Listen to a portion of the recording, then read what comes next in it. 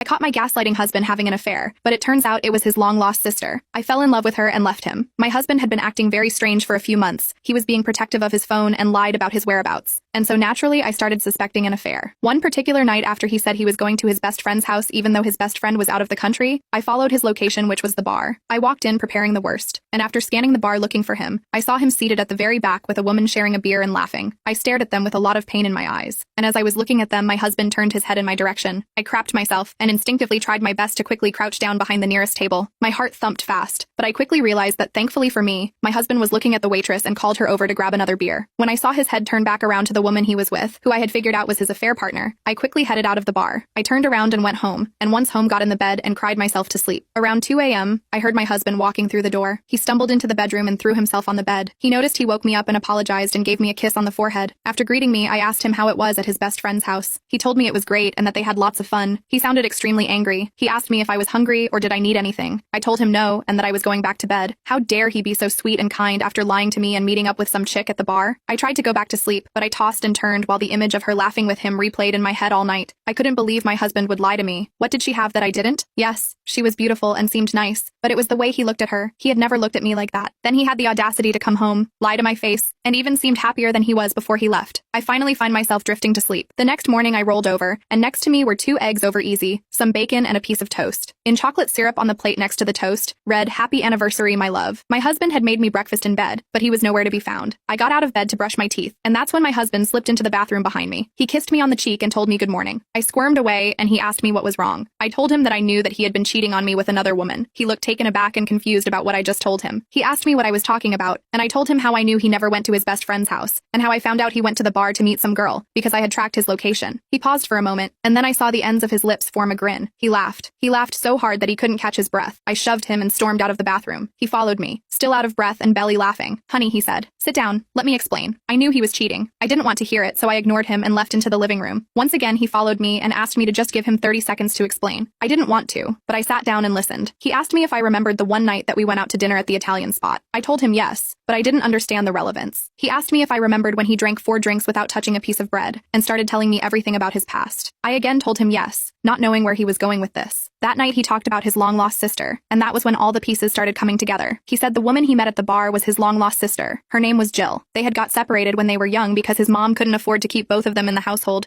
so she kept my husband and gave Jill to her sister, who lived halfway across the country.